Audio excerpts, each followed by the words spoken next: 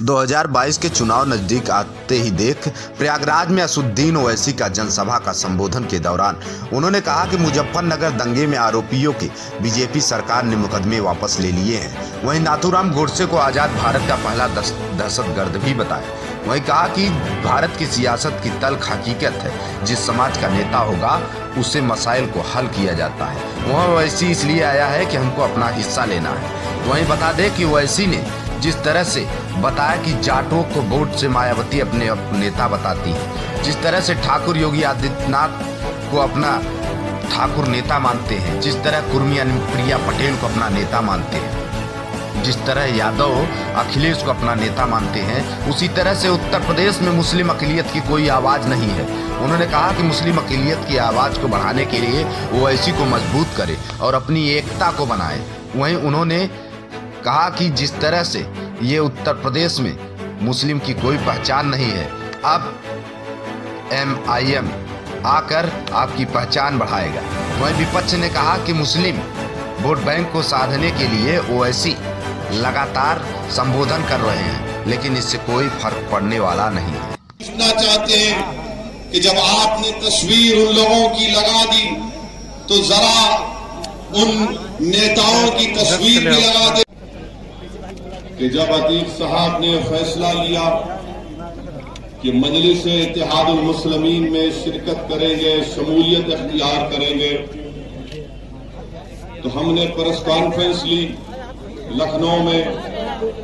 और उसके बाद से जहां कहीं भी हम जाते हैं तो हमारे मीडिया के दोस्त हमसे एक सवाल करते हैं कि अतीक साहब को आपने क्यों लिया, क्या उनके ऊपर मुकदमात नहीं है?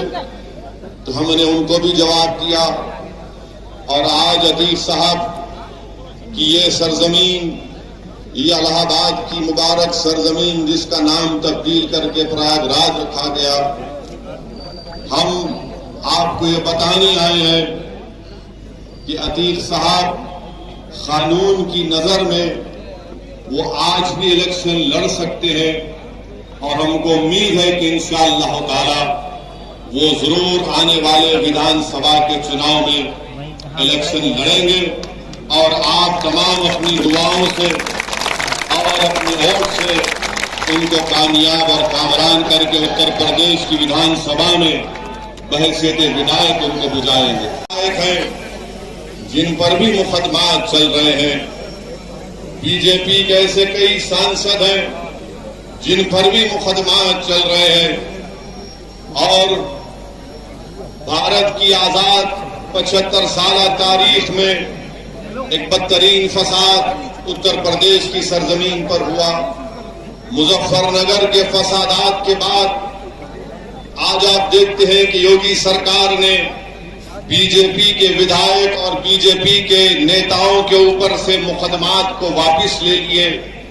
इस पर मीडिया में कोई गुफ्तगू नहीं की जाती, बल्कि खुद योगी आदित्यनाथ ने बहैसियत मुख्यमंत्री ने अपने ऊपर एक केस को विड्रॉ कर लिया और दूसरे केस को चलाने की इजाजत नहीं। आपकी सरकार ने तमाम क्रिमिनल केसेस को वापस लिया।